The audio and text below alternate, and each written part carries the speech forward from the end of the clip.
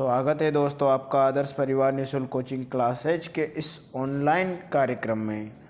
और geography map study में आज का जो हमारा टॉपिक है वह है यूरोप। और पहले टॉपिक के अंतर्गत हम हर कॉन्टिनेंट में जानते हैं उनके देशों के बारे में और उनकी राजधानी और कुछ सामान्य जानकारी। तो पहले यूरोप महाद्वीप के बारे में बात करें कि यूरोप की क्या विशेषता है। तो भैया उत्तरी गोलार्ध का सबसे छोटा देश है सबसे छोटा महाद्वीप है यूरोप। इसका अगर आप स्ट्रक्चर देखोगे तो ये तीन ओर से समुद्र से घिरा हुआ है, तीन ओर समुद्र से, यानी कि एक प्रकार से आप देखोगे कि इसके उत्तर में कौन सा सागर है। इसके उत्तर में आर्कटिक सागर है, पश्चिम में अटलांटिक सागर है और दक्षिण में भूमध्य सागर है। और एक तरफ ये किससे जुड़ा हुआ है, यूरेशिया के साथ में कनेक्ट है, यानी यूरेशिया के साथ में जुड़ा हुआ है। इसी कारण इस एशिया प्लेट से जुड़े होने के कारण इसको बोला जाता है तीन ओर से समुद्र से घिरा हुआ और एक ओर से स्थल से जुड़ा हुआ प्रायद्वीपों का प्रायद्वीप। प्रायद्वीपों का प्रायद्वीप क्यों कहा जाता है भाई इसको, इसमें बहुत सारे प्रायद्वीप भी पड़ते हैं, आगे हम जानेंगे उनके बारे में। तो प्रायद्वीपों का महाद्वीप या प्रायद्वीपों का प्रायद्वीप किसको कहा जाता है, यूरोप को।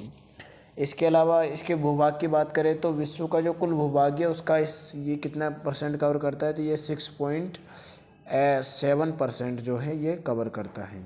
विश्व के कुल भूभाग का ये 6.7% जो है कवर करता है। अब और संबंधित जानकारियों की हम लोग चर्चा कर लेते हैं इसके बारे में कि और क्या विशेषता है यूरोप की। तो भैया एशिया से यहाँ पर उत्तर में एक यूराल माउंटेन है, पूर्व में ये इसके माध्यम से अलग होता है, यूराल माउंटेन के माध्यम से एशिया में। इसके अलावा और क्या विशेषता है, एक तरफ काला सागर है, एक तरफ काकेशस पर्वत है, एक तरफ कैस्पियन सागर है, नीचे एक यूराल नदी आ रही है और इस प्रकार से ऊपर यूराल पर्वत हैं। यूराल पर्वत, यूराल नदी, कैस्पियन सागर, काकेशस और काला सागर, साथ में मरमरा सागर और नीचे भूमध्य सागर। तो भूमध्य सागर से तो ये अफ्रीका से अलग होता है और यूराल नदी पर्वत, काकेशस पर्वत और कैस्पियन सागर तथा ब्लैक सागर, मरमरा सागर से ये एशिया से अलग होता है। तो याद रखिएगा ये यूरोप महाद्वीप के बारे में जानकारी थी। ओके, और जान लेते हैं इसके सबसे ऊंची चोटी कौन सी है। तो भैया यहाँ पर काकेशस पर्वत में ही आपको दिखाई देगी माउंट एल्ब्रूस। ठीक है, माउंट एल्ब्रूस ये दिया भी हुआ है, इसके सबसे ऊंचा शिखर है माउंट एल्ब्रूस, काकेशस में अवस्थित है माउंट एल्ब्रूस। तो माउंट एल्ब्रूस रशिया में पड़ता है, काकेशस श्रेणी में यूरोप का सबसे ऊंची चोटी है। अब बात करेंगे कि भैया इसमें और कौन कौन से पर्वत है। तो पर्वत आगे हम लोग पढ़ेंगे, आज हम थोड़ा सा इनको देशों के बारे में चर्चा कर लेते हैं। चलिए, तो सबसे पहले आप मैप में देख पा रहे होंगे सबसे बड़ा देश यूरोप का वह कौन सा है, वह है रशिया। रशिया की कैपिटल है मॉस्को। ये कहाँ पड़ती है, ये मध्य भाग में है, पश्चिम मध्य भाग में अवस्थित है मॉस्को। तो मॉस्को रूस की राजधानी है और यूरोप में राजनीतिक दृष्टि से सबसे बड़ा देश है रशिया। उसके बाद में यूक्रेन, अब देखोगे कि इसी के पश्चिम में लगा हुआ है यूक्रेन, और रशिया यूक्रेन संघर्ष अभी बड़े ज़ोरों शोरों पर है। अब देखोगे पूरी दुनिया में इसके चर्चे हैं मुख्य रूप से, तो याद रखिएगा रशिया के बारे में। ओके, एक मिनट। ओके, तो हम बात कर लेते हैं यूक्रेन के बारे में। यूक्रेन की कैपिटल क्या है भैया, कीव है। पूछा जा सकता है यूक्रेन की कैपिटल क्या है, कीव है। उत्तर में एक देश है जिसका नाम है बेलारूस, बेलारूस की कैपिटल है मिन्स्क। यूक्रेन के उत्तर में बेलारूस, बेलारूस की कैपिटल है मिन्स्क। चलिए इसको थोड़ा सा जूम करते हैं और उत्तर की तरफ चलते हैं। उत्तर में आपको कुछ कंट्री दिखेंगे झुंडों में, तो हमें इनके बारे में याद रखना है। एक देश है जिसका नाम है नॉर्वे। नॉर्वे की कैपिटल क्या है, ओस्लो। नॉर्वे की कैपिटल है ओस्लो। अगला है स्वीडन। स्वीडन की कैपिटल क्या है, स्टॉकहोम। और अगला है फिनलैंड। फिनलैंड की कैपिटल है हेलसिंकी। इन तीनों देशों को बाल्टिक कंट्री में भी शामिल किया जाता है। नीचे डेनमार्क भी शामिल होता है बाल्टिक कंट्री में। डेनमार्क की कैपिटल याद रखिएगा कोपेनहेगन। ओके, अब नीचे बाल्टिक कंट्री में आप लोगों से बोल गया, इनको बोला जाता है स्कैंडिनेवियाई कंट्री, नॉर्वे, स्वीडन, फिनलैंड और डेनमार्क। ओके, आइसलैंड को कल्चरल तौर पर हम इसमें शामिल करते हैं, याद रखिएगा। तो ये स्कैंडिनेविया कंट्री थी, Norway, Sweden, Finland, Denmark. Okay, नीचे हम बात करते हैं बाल्टिक सागर से लगे हुए 3 देश हैं जिनको हम लोग बाल्टिक कंट्री बोलते हैं। कौन कौन से हैं आप देखोगे, सबसे उत्तर में है एस्टोनिया। एस्टोनिया है, एस्टोनिया की कैपिटल क्या है, तल्लीन। एस्टोनिया की कैपिटल है तल्लीन। नीचे है लाटविया, हरे कलर में लाटविया, और नीचे है छोटा सा लिथुआनिया। 3 देश है, बाल्टिक कंट्री भी इनको कहा जाता है, बाल्टिक सागर से लगे होने के कारण यहाँ पर बाल्टिक सागर लोकेटेड है। तो बाल्टिक कंट्री है एस्टोनिया, लातविया, लिथुआनिया। ओके, अब अन्य की बात करते हैं हम लोग। चलिए, अब अन्य देशों की बात करें तो प्रमुख बड़े देशों को हम लोग इस मैप में देख लेते हैं, फिर इसके बाद मैप चेंज करते हैं। तो आप देखेंगे कि आपको हरे कलर में एक बड़ा सा देश नज़र आ रहा होगा, पोलैंड। पोलैंड की कैपिटल है वारसाई। वारसाई पोलैंड की कैपिटल है। और वर्साई की संधि आप लोगों को याद जरूर होगी, द्वितीय विश्व युद्ध के बीच जिस संधि में पढ़े थे। अगला है पश्चिम में जर्मनी। जर्मनी की कैपिटल है भैया बर्लिन। बर्लिन जर्मनी का प्रसिद्ध शहर भी है, इसकी कैपिटल भी है। ओके, जर्मनी, तो याद रखिएगा जर्मनी कैपिटल बर्लिन। और फिर उसके बाद में बात करते हैं पश्चिम में। पश्चिम में है फ्रांस। फ्रांस की कैपिटल क्या है, फ्रांस की कैपिटल है पेरिस। पेरिस फ्रांस की कैपिटल है और बहुत प्रसिद्ध शहर भी है पेरिस। एफिल टावर ना आपने सुना होगा, एफिल टावर के बारे में, पेरिस में मौजूद है। अगला देश है यूनाइटेड किंगडम। यूनाइटेड किंगडम जो शामिल होता है 4 देशों के समूह से, इसके बारे में हम आगे चर्चा करेंगे कि ये उत्तरी आयरलैंड, स्कॉटलैंड, वेल्स और इंग्लैंड, इन 4 देशों का 4 राज्यों का समूह है ये। स्कॉटलैंड, वेल्स, इंग्लैंड और नॉर्दर्न आयरलैंड। तो इसको बोलते हैं यूनाइटेड किंगडम, जिसकी कैपिटल क्या है, कैपिटल है इसकी लंदन। ओके, अगला देश है इसी एमराल्ड आइलैंड पर। एमराल्ड आइलैंड पर नॉर्दर्न आयरलैंड और आयरलैंड मौजूद है। आयरलैंड की कैपिटल है डबलिन। ओके, आयरलैंड की कैपिटल है डबलिन, याद रखिएगा। आपने नाम सुना होगा एक फेमस व्यक्तित्व का, एनी बेसेंट के बारे में, आयरलैंड से संबंधित। ओके, नीचे अगला हम देश देखते हैं। फ्रांस के नीचे अगला देश है जिसका नाम है स्पेन। स्पेन की कैपिटल क्या है, स्पेन की कैपिटल है मैड्रिड। स्पेन की कैपिटल है मैड्रिड। अगला है पुर्तगाल। पुर्तगाल की कैपिटल है लिस्बन। पुर्तगाल है, पुर्तगाल की कैपिटल है लिस्बन। ओके, अगले देशों की हम लोग बात करते हैं।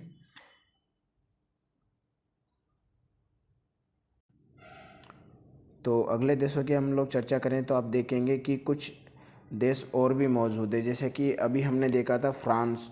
और फ्रांस और मैड्रिड जो स्पेन की कैपिटल है, उनके मध्य में एक देश अवस्थित है, छोटा सा पिरेनीज माउंटेन है यहाँ पर, पिरेनीज माउंटेन। इस पिरेनीज माउंटेन पर एक पर्वत है, उस माउंटेन पर एक देश मौजूद है जिसका नाम है अंडोरा। लिखा हुआ है यहाँ पर ये अंडोरा, नीचे कैपिटल भी दी हुई है उसकी, अंडोरा ला विला। अंडोरा नामक देश है, अंडोरा की कैपिटल है अंडोरा ला विला, याद रखिएगा। ओके, अगला बात करते हैं हम लोग, एक छोटे से कोने में आपको दिखाई देगा। कई लोग इसको देश मानते हैं, कई लोग देशों की मान्यता नहीं देते। जैसे यहाँ पर लिखा हुआ है जिब्राल्टर, यूनाइटेड किंगडम का नियंत्रण में है ये। भूमध्य सागर का प्रवेश द्वार, की ऑफ मेडिटेरियन सी, भूमध्य सागर के प्रवेश की कुंजी जिब्राल्टर जल संधि। ओके, अब हम बात करते हैं फ्रांस के बाद में। फ्रांस के नीचे आप देखोगे तो एक देश आपको फिर दिखाई देगा। फ्रांस के नीचे एक देश लिखा हुआ है छोटे से कलर में, ये मोनाको। मोनाको एकदम नीचे से छोटा सा सटा हुआ देश है, 3 ओर से फ्रांस से घिरा हुआ, एक तरफ लिगुरियन सागर से घिरा हुआ। इटली से सीमा नहीं बनाता, केवल फ्रांस की सीमा बनाता है मोनाको, दुनिया का दूसरा सबसे छोटा देश। ओके, तो याद रखिएगा फ्रांस के नीचे है ये। ओके, उत्तर में अब हम थोड़ा सा बात कर लेते हैं। फ्रांस के उत्तर में 3 देश हैं, फ्रांस और जर्मनी की सीमा पर, जिनको बोला जाता है बेनेक्स कंट्रीज़। क्या कहा जाता है, बेनेक्स कंट्रीज़। बेनेक्स कंट्री मतलब बेल्जियम है, लग्जमबर्ग है, नीदरलैंड है। तो नीचे आप देखोगे कि लग्जमबर्ग है, लग्जमबर्ग की कैपिटल लग्जमबर्ग सिटी है। हरे कलर में आपको नज़र आएगा जिसका नाम है बेल्जियम। बेल्जियम जो है वो बेल्जियम की कैपिटल है ब्रुसेल्स। और अगला देश है उत्तर में नीदरलैंड। आपको पता ही होगा नीदरलैंड में हैग इंटरनेशनल कोर्ट ऑफ जस्टिस का मुख्यालय। तो नीदरलैंड की कैपिटल याद रखिएगा एम्स्टर्डम। एम्स्टर्डम नीदरलैंड की कैपिटल है। ओके, और डेनमार्क की कैपिटल हम लोगों ने देख ली, कोपेनहेगन। आपको थोड़ा लग रहा होगा कि यहाँ पर एक छोटा सा क्षेत्र हमारा छूट गया है। कौन सा? ये पोलैंड और लिथुआनिया की सीमा पर ये क्या है, रशिया क्यों लिखा हुआ है? तो ये रूस का नियंत्रण अधिकारी क्षेत्र है जो रूस की मुख्य भूमि से अलग है ये, ठीक है। याद रखिएगा, यहाँ पर लिखा हुआ है रशिया, नीचे लिखा हुआ है कालिनग्राड। तो रशिया का कालिनग्राड वाला क्षेत्र है। जब यूएसएसआर था उस समय पे ये इसके नियंत्रण में था। अब जब ये देश टूट गए, यूएसएसआर का विभाजन हो गया, तो ये वर्तमान में रशिया ने इस पर नियंत्रण बनाए रखा। चलिए अगले देशों के हम लोग पढ़ते हैं नीचे। अब देखोगे जर्मनी और पोलैंड की सीमा पर नीचे एक देश है जिसका नाम है चेक रिपब्लिक। चेक रिपब्लिक की कैपिटल हम सभी जानते हैं प्रागवे है। यहीं पर अंतर्राष्ट्रीय खगोल संघ की बैठक होती है 2006 में, और जो प्लूटो तो उसको ग्रह की श्रेणी से बाहर कर दिया जाता है प्रागवे से ही। ओके, नीचे दो देश और देखेंगे आप। एक है स्लोवाकिया जिसकी सीमा यूक्रेन से लगी हुई है, पश्चिम में ऑस्ट्रिया से लगी हुई है। तो स्लोवाकिया की कैपिटल ब्राटिस्लावा है और ऑस्ट्रिया की कैपिटल है वियना। याद रखिएगा, वियना ऑस्ट्रिया की कैपिटल है। अगला है पश्चिम में स्विट्जरलैंड जिसकी कैपिटल बर्न है, बहुत फेमस शहर इसका जेनेवा है। अब स्विट्जरलैंड और ऑस्ट्रिया की सीमा पर एक और देश है, यहाँ पर लिखा हुआ है लंबे सेक्शन में लिस्टेस्टीन या लिस्टेस्टीन जिसको कहा जाता है। कैपिटल है इसकी वदूज। कैपिटल याद रखिएगा भैया, वादूज, कैपिटल वादूज। लिस्टेस्टीन की कैपिटल है वादूज और फ्रांस और ऑस्ट्रिया की सीमा पर ये अवस्थित हैं। चलिए अगले देशों की हम बात करते हैं। स्लोवाकिया के बाद में नीचे की तरफ हम लोग देखेंगे यूक्रेन के बाद में अगले देशों को। तो नीचे आपको देश दिखाई देगा यूक्रेन के साथ में जो सीमा बनाता है वो कौन सा है? हंगरी की कैपिटल याद रखिएगा बुडापेस्ट कैपिटल है हंगरी की। फिर पश्चिम में है स्लोवेनिया की कैपिटल है लुजुब्लियाना स्लोवेनिया की कैपिटल है। और फिर पश्चिम में आपको मिलेगा इटली की कैपिटल क्या है? इटली की कैपिटल है रोम। याद रखिएगा, एक प्रश्न पूछा जाता है कि इटली की कैपिटल क्या है? रोम। और रोम के अंदर कौन सा देश मौजूद है? तो वह है वेटिकन सिटी। यहाँ पर लिखा हुआ है वेटिकन सिटी, दुनिया का सबसे छोटा देश जिसकी कैपिटल वेटिकन ही है। इस वेटिकन सिटी या वेटिकन जो देश है इसका दूसरा नाम होली सी भी है। होली सी यानी कि पवित्र सागर। होली यानी पवित्र होता है, सी यानी सागर होता है, पवित्र सागर भी इसको कहा जाता है। दुनिया का सबसे छोटा देश। ये रोम शहर के चारों ओर बाउंडेड है, रोम शहर से बाउंड्री से घिरा हुआ है। अगला देखिएगा, इसी में एक देश आप दिखेगा सान मरीनो की कैपिटल सान मरीनो ही, इधर पूर्व की तरफ इटली में यहाँ पर लिखा हुआ है सान मरीनो।